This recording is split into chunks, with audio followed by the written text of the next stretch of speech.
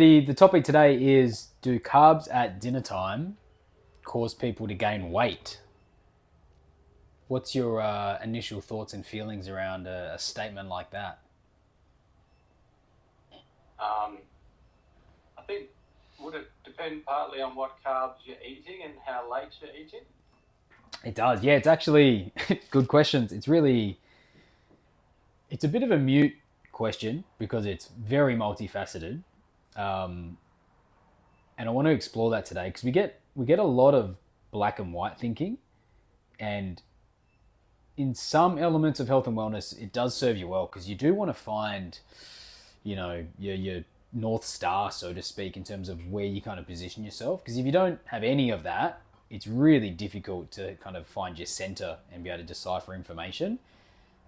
But it's not as cut and dry as the statements make out. So today, I kind of want to broaden people's thinking on carbs in general because they get really demonized in the health and fitness community, and then get people thinking a bit more holistically, but from just a broader perspective on carbs, and then they can make choices about their dinner on the back end of that. So we'll talk about timing, we'll talk about portions, we'll talk about quality, and I'm hoping that gives people some framework to base what they do at dinner. Do we still talk about glycemic index? We Is talk a that little bit. relevant? It is relevant, yeah. Yeah, it is. I won't touch on it tremendously today, but it is a good tool to know what's going to happen with the carbohydrate that you're consuming. But it can be manipulated based on what you do with the carbohydrate, which I think is pretty underrated with how people approach food. Food's just not as black and white as people would like it to be. There's a lot of different combinations that change a lot of the different things that happen. And when people have those tools, it just makes it so much easier to get what you want out of the food. And I don't think people think enough about, what am I trying to get from this meal, this food, whatever it is. Let's dive into that today. I like it. We'll delve into as much as we need to. What I hear is, I'm just going to cut out carbs. It's my favorite one. People say it all the time when they want to, drop a little bit of body fat. That'll, I feel it in a week. My waistline feels better. But is it fact or fiction is kind of what we want to do. So let's break down a couple of different types, and why does this even matter to people? If you're avoiding carbs at night, but you're either waking up exhausted or craving sugar in the morning, then potentially cutting them out at dinner may not be working for you. If you're an evening sort of training person, skipping these dinner carbs may actually be hindering your repair and your results. Let's talk about that. And just by cutting out carbs altogether, it is a form of restriction. And it really, for me, gets me thinking about that person's relationship with nutrition in general. And if we're thinking about a deeper health, parameters, is it then affecting your social health and like the relationships that you're trying to do while potentially sharing a meal at dinner? It tends to be the most social meal that we actually share. So I want to tackle a few of those things today because all of those things are important when we're talking about a long-term nutritional strategy for people. And they're often neglected when people are thinking really short-term with their focus. Quick overview of carbs. It's one of the three major macronutrient groups. You've got proteins, you've got fats, and you've got carbohydrates. I want you to think of carbs as your fuel source. They're your body's primary source of energy, especially for your muscles and for your brain. Your brain is a really big glucose hog, as it should be. But carbs come in a variety of forms, which is important to know. And the form has a different impact on the body. That's really important. So understanding these differences, it just helps you make different choices potentially, or at least give you a better understanding of the choices that you're making. So let's quickly delve into the types. You've got three. You've got your simple carbs. These are your fast digesting, really quick energy, often found in things, often found in sugar, often found in honey, often found in, white bread. Really easy to digest, So you'll get your body breaks them down and absorbs them really quickly, which means you get a really quick spike in your blood sugar levels. This should give you the energy that you need depending on what you're doing. But unfortunately, with, the beauty of the human body, you got to keep things in equilibrium. So what goes up must come down, and it's often associated with a big sugar crash. You've got your more complex carbohydrates. These are your more slow digesting carbohydrates. They give you more sustained energy, a bit harder to break down for the body. So instead of that really sharp spike, you get more of that slow gradient. That slow gradient is just slower absorption of those carbohydrates, which just means a slower release of that energy, which inevitably means you should get far less of a crash as well.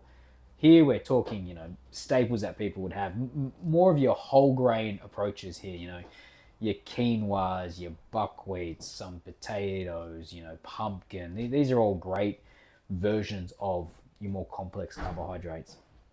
Number 3, which is often overlooked, is fiber. And there's a couple different forms, which you won't get into, but found a lot in your grains, found a lot in certain vegetables, which people kind of forget are, a big source of carbohydrates. Not what people are normally talking about when they talk carbs, but under the carb umbrella, nonetheless. Whole variety of benefits from fiber, but it really supports digestion, and it has a really, really large role in regulating your blood sugar, which is amazing. It actually slows down how your body absorbs those carbohydrates. Really important. A whole bunch of gut health, microbiome benefits from it as well. But today, we're just going to keep it more in that blood sugar regulation realm. Once you've consumed these carbs, there's kind of a couple of things that might happen. Your body can actually use them. That's kind of handy. So if you're an athlete, you'll see them using the gels or whatever they're taking. They just need the quickest possible version to absorb into the bloodstream so they can kind of use them then and there for the muscles. For most people who aren't athletes, then they're having the same sort of carbohydrates. It might not be gels, but it's one of those fast absorbing, simple carbohydrates. And instead of getting used for energy, they get the big sugar rush, and then they get the crash, and they didn't use any of it. So then it goes into the process of getting kind of stored as body fat, which is very unfortunate. So what are the common problems with carbs at night that I kind of hear people make? Well, and what do? The first one is carbs will make me fat at night. I get that once a week with my coaching. It's more complicated than that.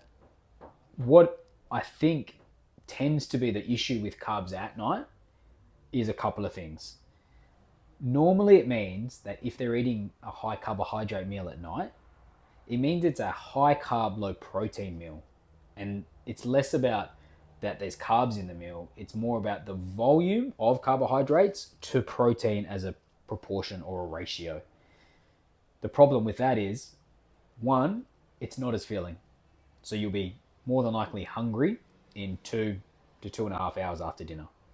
And even if you do manage to get to bed before then, it's going to have some issues with your digestion, and it's going to lead to a really sharp spike in blood sugar, which we just described, which normally means somewhere, depending on when you eat, around 1, 2 or 3 in the morning, you'll get a sharp crash again.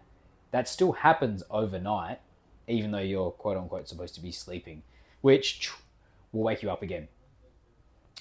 Especially now if we're talking quality, it's more of that processed, simple version of carbs that you're having with your dinner. That is one of the key drivers for waking people up. It's one of the key drivers for them having poor digestion overnight. It's one of the key drivers for them not getting a good, deep quality sleep if it's something that you are tracking.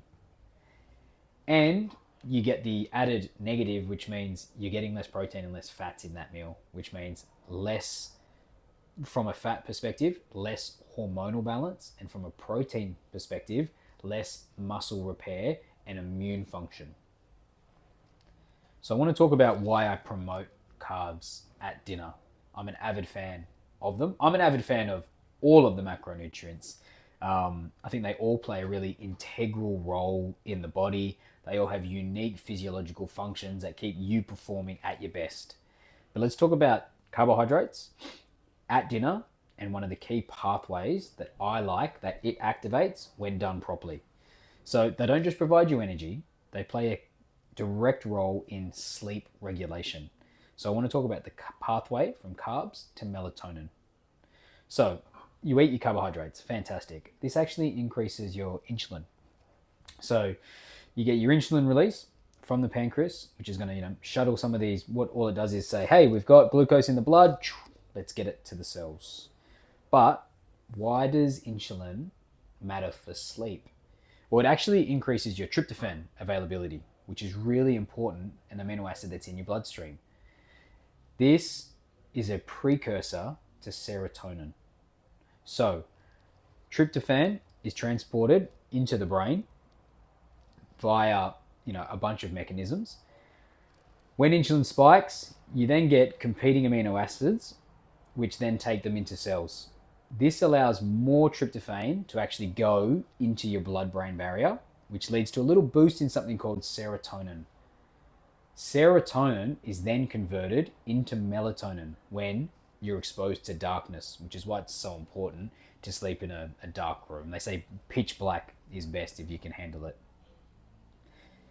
Melatonin is really important. It actually reduces something called your sleep latency, which is just a fancy way of saying time it takes you to fall asleep. And there's some merits to it improving your actual sleep depth. So eating carbs at dinner then helps increase your melatonin, which then gives you a deeper sleep. It at least allows you to get to sleep and hopefully a deeper sleep, therefore getting far more restoration into your overall wellness practice. And I've discussed this a lot over these level ups. There is no greater restorative recovery practice than your sleep.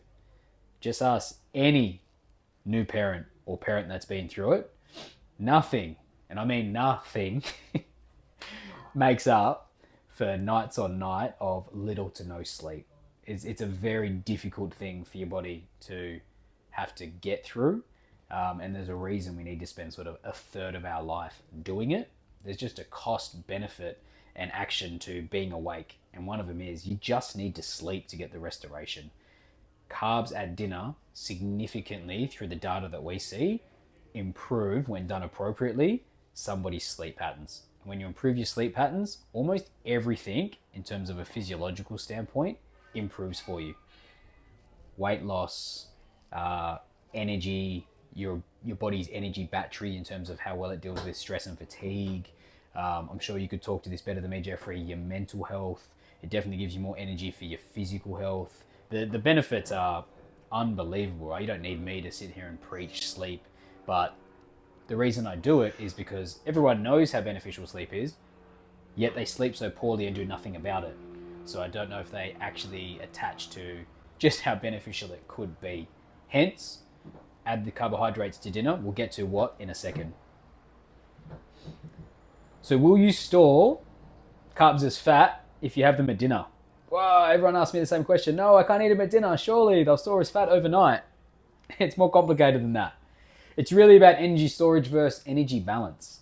So carbs won't make you store fat after dinner just because they're late in the day. It depends on a calorie surplus. It depends on the type of carbohydrate. It also depends on the volume of carbohydrate you have at dinner. Like, I'm sure if you eat, a kilo of potatoes, yeah, probably. Or, 2 big plates of rice. Yep, it's a lot. Just by sheer volume, yeah, there's a lot of carbohydrates in that meal that might. But it also depends on what kind of energy balance that you're in. If you are, an athletic person that is doing strength training or resistance training, if you're carrying around a bit of skeletal muscle, then your body's actually really insulin sensitive. So as you eat carbohydrates at dinner, it'll get used up through that sensitivity and actually get put towards building muscle. Or if you've trained that day, any time of the day, let alone in the evening, it'll start the anabolic window of actually getting you to repair the muscle that you've been breaking down via the training session you've done that day. So it plays an imperatively crucial role for muscle repair, which is then going to help you perform, gain muscle, and sort of put your body in the best fat burning stage overnight into the next day. It improves your mood and relaxation.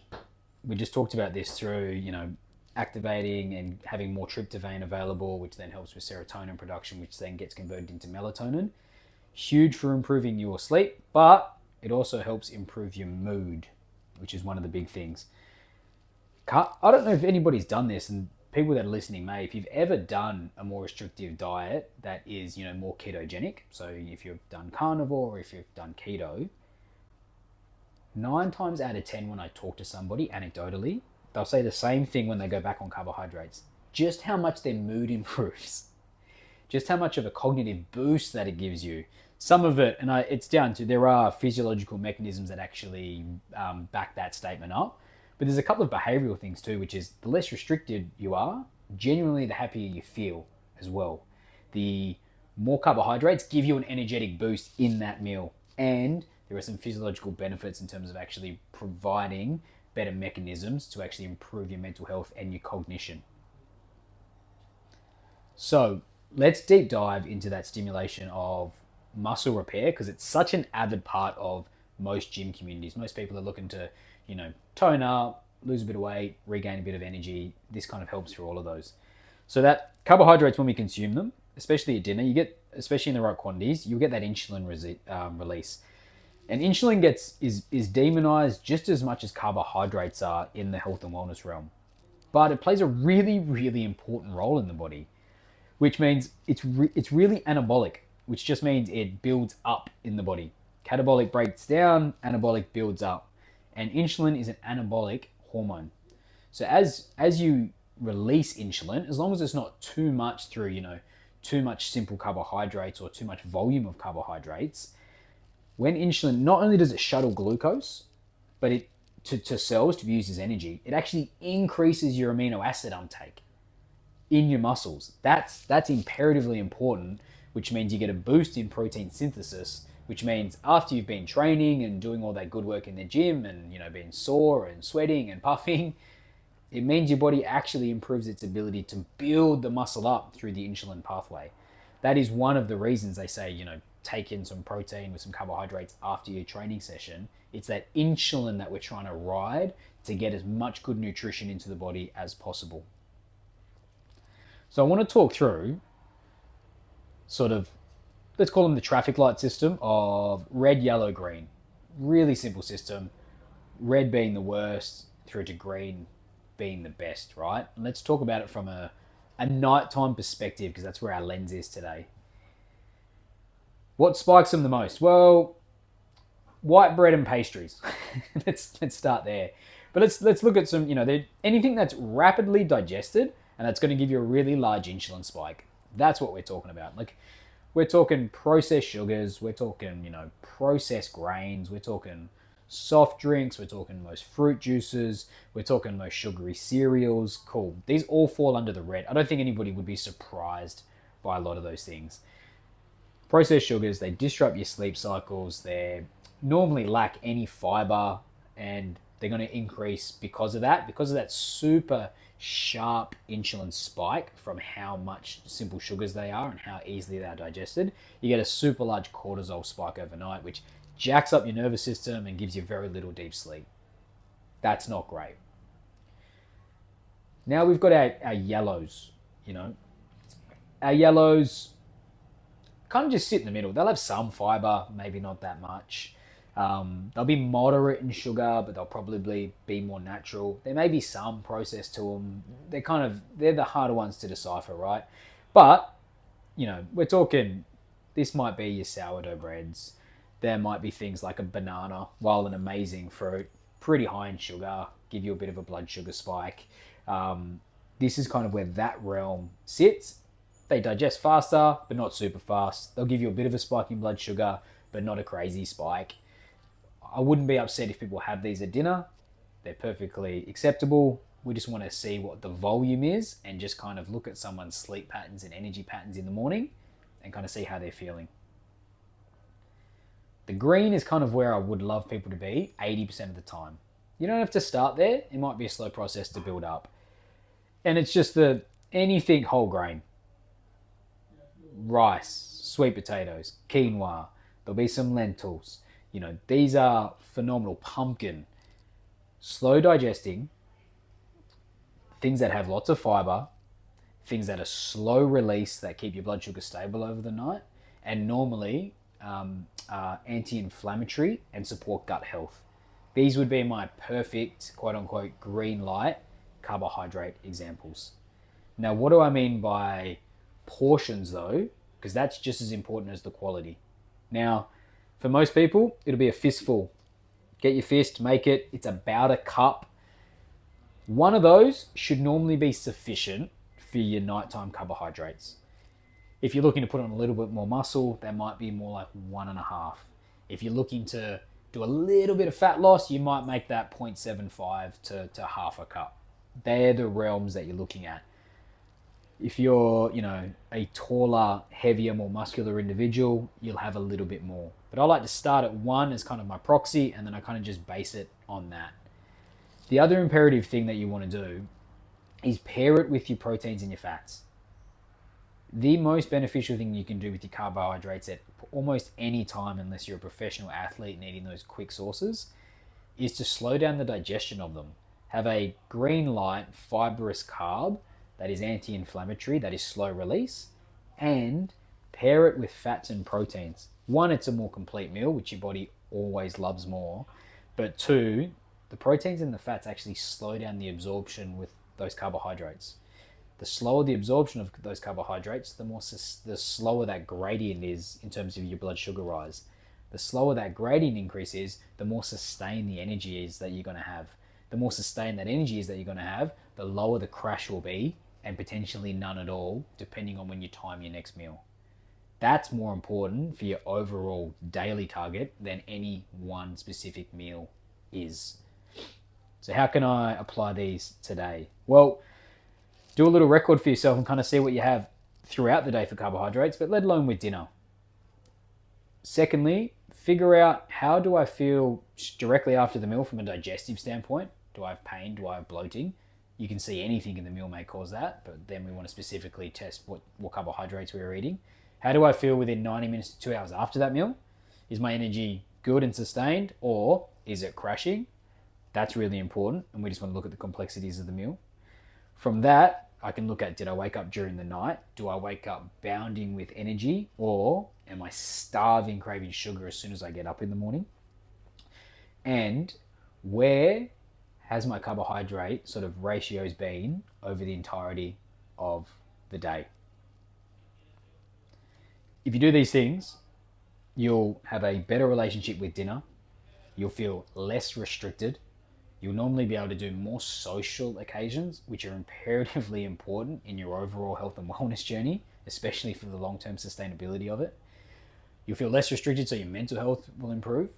And you'll get the exact same results that you're after, comparatively to restricting yourself all the time. Portions matter, quality matters, but also not being so hard on yourself and understanding that it's a learning process along the way is also imperatively important, because it'll take time to get to a predominantly green light system with balance in terms of all your deep health metrics. I'll open the floor to anybody that may have any questions. Not so much questions, but I know we release melatonin at night after sleep, but I didn't realise the link between serotonin, that process. Yeah, it's probably the number, it'd be in the top 2 reasons I recommend carbohydrates at dinner. Yeah. Probably on par with helping people build their relationship back with food.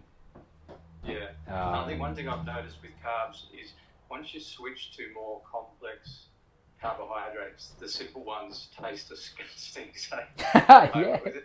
I was at a training event recently. The catering, they had sandwiches, and it was only white bread. And I felt like I was eating a salad sandwich wrapped in a sweet pastry, like the white bread. You could taste the sugar in it compared to having a whole meal or a... Yeah, it's interesting how your taste buds change the more whole food, percentage of your diet you go down. And I don't think people that are on a heavily simple sugar or high fat combination diet, they don't know the taste just yet. It just kind of tastes like bread, but it's not until you remove yourself from it. You go back and it tastes like sugar. Yeah. Do you have any recommendations for how late you should not eat? Yes, good question. Perfect world would be 3 hours before bed. But it's not always that easy. People finish late, people have kids, things happen.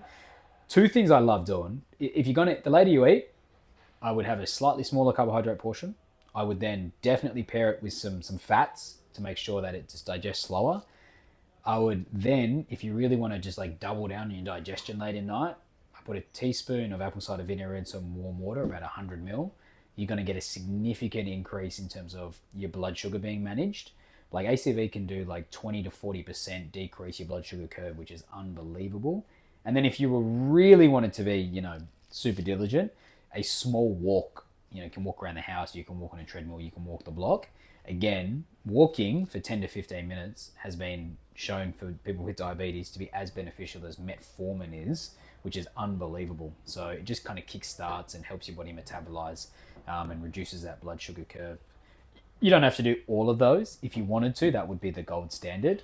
But yeah, 3 hours before bed is perfect. It allows your body to digest and get that process started before you try to go into a sleep cycle. Because a lot of people don't realize when you're sleeping, if there's other things going on, you're not getting the benefits of sleep. So just because you're not consciously awake and you're supposed to be sleeping, you don't always get the benefits from sleep. It's kind of, I like to use alcohol as that example. So if you and I tonight, Jeffrey, decided to sink 2 or 3 bottles of wine between us, I'm sure we'd have a jolly time, but we wouldn't get a great sleep. Some of it is obviously just the alcohol causing a hangover, but your body's just processing that alcohol all night. And because it's constantly in that processing phase, it just doesn't have the bandwidth to be able to then give you the depth of sleep and do all the restorative functions of sleep at the same time to the same capacity. Food, to a lesser extent, does the same. So if you've got a big full belly with lots of carbohydrates, a big full belly of anything, lots of digestion needs to occur. A big full belly of, lower quality foods, and then you've got blood sugar and nervous system things happening with lots of stress. Again, it just impedes your body's ability to actually stay in that restorative zone and actually give you the benefits of sleep. And that's kind of why you got to time it between it. 2 hours would be good, 3 hours would be exceptional. And if I'm within an hour, I'll just use a secondary tool like an ACV or a walk, or make sure there's a good serving of fat and maybe reduce my serving size just to help give myself the benefit for sleep later on. Yeah, that's good. I did eat at 10:30 last night. I went to bed at 11. Yeah, and like anyone do a night shift or shift work, you just don't always have the option. So sometimes I'll say, can we get some form of meal in at work before they go home? Or what can we have at home that's like a little bit smaller, and like what can we do in and around that just to kind of support the digestive process? Because when you're getting home late, it's not a perfect system, and potentially eating at 8 o'clock, it just isn't a possibility for people. So you just got to make the best with what you can do. I think alcohol too, I'm glad you mentioned that, because that's a bit of a tricky one, because I find if I have a drink in the evening, I fall asleep really easily. Yep. But wake up feeling shocking in the next morning. Whereas like last night I went to bed, I had a lot of trouble getting to sleep, but I woke up feeling a lot more refreshed and rested than if I'd gone and had a glass of wine or two. Kind of bit of a catch-22, like. Well, you get a initial drop in cortisol from some alcohol, right? It dulls you, which is great. And everyone's different. It's a bit like coffee. There's varying discrepancies between how people handle and what happens physiologically with both those substances. But general rule is, alcohol just affects eventually. The later, the worse alcohol is for you, and the quantity kind of make the poison for it.